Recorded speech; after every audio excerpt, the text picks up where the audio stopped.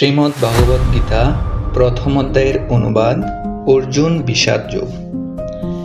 ধৃতরাষ্ট্র জিজ্ঞাসা করলেন, হে সঞ্জয়, ধর্মক্ষেত্রে যুদ্ধ করার মানসে সমবেত হয়ে আমার পুত্র এবং পাণ্ডুর পুত্ররা তারপর কি করল?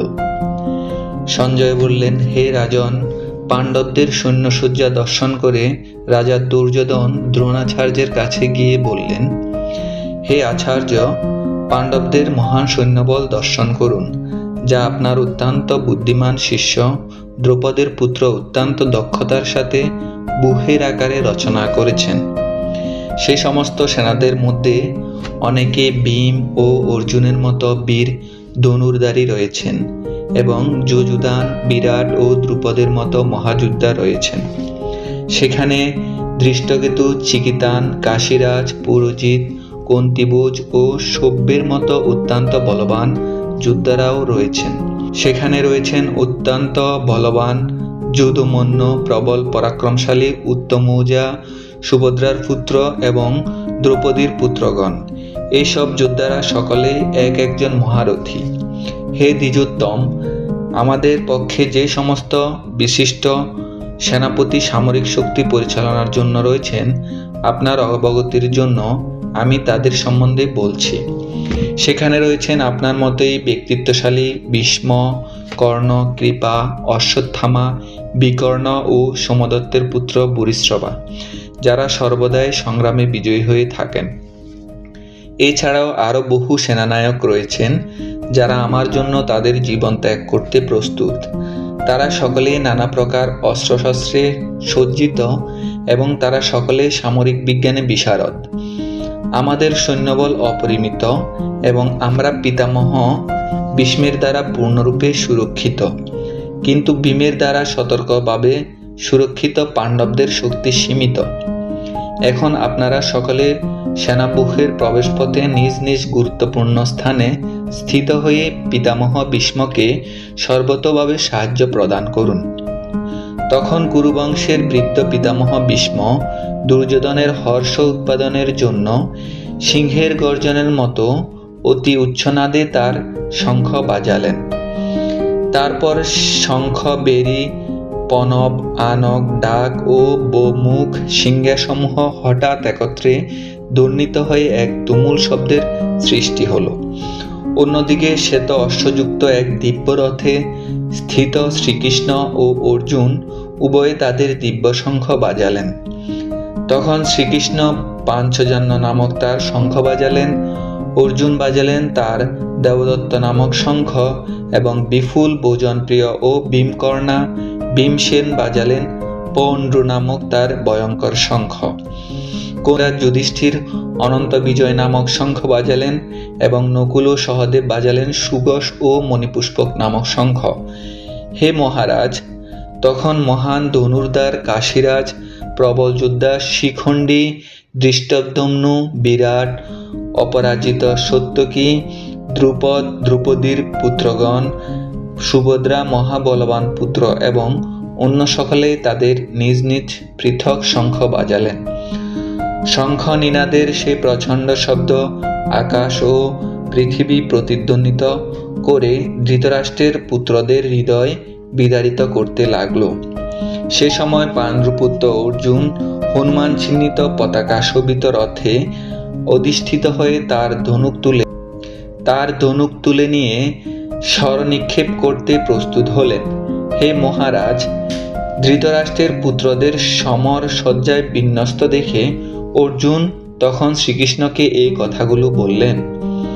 অর্জুন বললেন, হে অচ্যুত, তুমি উভয় পক্ষের সৈন্যদের মাঝখানে আমার রথ স্থাপন করো, যাতে আমি দেখতে পারি যুদ্ধ করার অভিলাষী হয়ে কারা এখানে এসেছে এবং এই মহাসংগ্রামে আমাকে কাদের সঙ্গে যুদ্ধ করতে হবে। ধৃতরাষ্ট্রের দুর্বুদ্ধি সম্পূর্ণ পুত্রকে সন্তুষ্ট করার বাসনা করে যারা এখানে যুদ্ধ করতে এসেছে তাদের আমি দেখতে চাই। সঞ্জয় বললেন, হে ভরত বংশধর, অর্জুন কর্তৃক এভাবে আদিষ্ট হয়ে শ্রীকৃষ্ণ সেই অতি উত্তম রথটি চালিয়ে নিয়ে উভয় পক্ষের সৈন্যদের মাঝখানে রাখলেন। ভীষ্ম, দ্রোণ প্রমুখ পৃথিবীর অন্য সমস্ত নৃপতিদের সামনে ভগবান ঋষিকেশ বললেন, হে পার্থ, এখানে সমবেত সমস্ত কৌরবদের দেখো। তখন অর্জুন উভয় পক্ষের সেনাদলের মধ্যে পিতৃব্য, পিতামহ, আচার্য, মাতুল, ভ্রাতা, পুত্র, পৌত্র, শ্বশুর, মিত্র ও শুভাকাঙ্ক্ষীদের উপস্থিত দেখতে পেলেন। যখন কুন্তিপুত্র অর্জুন সকল রকম বন্ধু ও আত্মীয় স্বজনদের যুদ্ধক্ষেত্রে অবস্থিত দেখলেন, তখন তিনি অত্যন্ত কৃপাবিষ্ট ও বিষণ্ণ হয়ে বললেন। অর্জুন বললেন, হে প্রিয়বর কৃষ্ণ, আমার সমস্ত বন্ধু বান্ধব ও আত্মীয় স্বজনদের এমনভাবে যুদ্ধাভিলাষী হয়ে আমার সামনে অবস্থান করতে দেখে আমার অঙ্গ প্রত্যঙ্গ অবশ হচ্ছে এবং মুখ শুষ্ক হয়ে উঠছে। আমার সর্বশরীর কম্পিত ও রোমাঞ্চিত হচ্ছে। আমার হাত থেকে গান্ডীব খসে পড়ছে এবং ত্বক যেন জ্বলে যাচ্ছে। হে কেশব, আমি এখন আর স্থির থাকতে পারছি না। আমি আত্মবিস্মৃত হচ্ছি এবং আমার চিত্ত উদ্ভ্রান্ত হচ্ছে।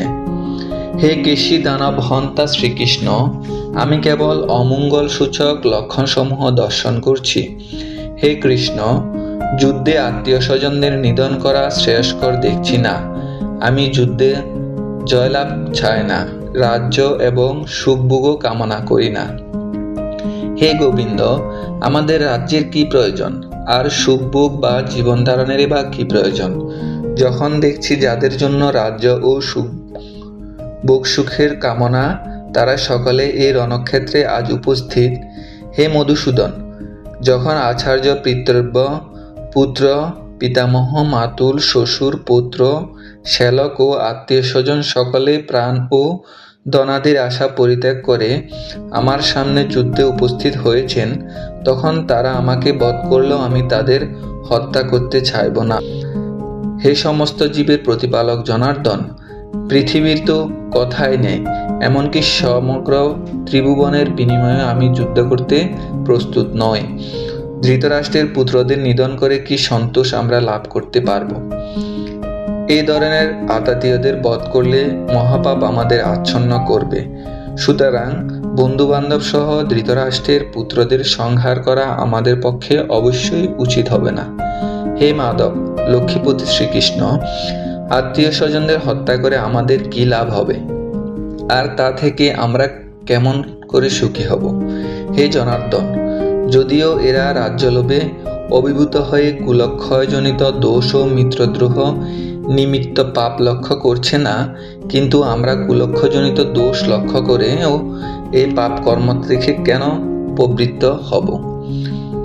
কুলক্ষয় হলে সনাতন কুলধর্ম বিনষ্ট হয় এবং তাহলে সমগ্র বংশ অধর্মে অভিভূত হয়। হে কৃষ্ণ, কুল অধর্মের দ্বারা আবির্ভূত হলে কুলবধূগণ ব্যভিচারী প্রবৃত্ত হয় এবং হে বাঞ্ছেয়, কুলস্ত্রীগণ অসৎ চরিত্রা হলে অবাঞ্ছিত প্রজাতি উৎপন্ন হয়। বর্ণসংকর উৎপাদন বৃদ্ধি হলে কুল ও কুলঘাতকেরা নরকগামী হয়।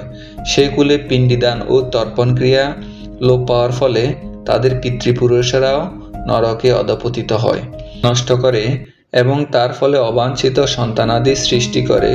তাদের কুকর্মজনিত দোষের ফলে সর্বপ্রকার জাতীয় উন্নয়ন প্রকল্প এবং বংশে কল্যাণ ধর্ম উচ্ছন্নে যায়, ফলে সনাতন জাতিধর্ম ও কুলধর্ম বিনষ্ট হয়। হে জনার্দন, আমি পরম্পরাক্রমে শুনেছি যে যাদের কুলধর্ম বিনষ্ট হয়েছে তাদের নিয়ত নরকে বাস করতে হয়। হায় কি আশ্চর্যের বিষয় যে আমরা রাজ্যসুখ লোভে স্বজনদের হত্যা করতে উদ্যত হয়ে মহাপাপ করতে সংকল্পবদ্ধ হয়েছি। প্রতিরোধ রহিত ও নিরস্ত্র অবস্থায় আমাকে যদি শস্ত্রধারী ধৃতরাষ্ট্রের পুত্ররা যুদ্ধে বধ করে, তাহলে আমার অধিকতর মঙ্গলই হবে।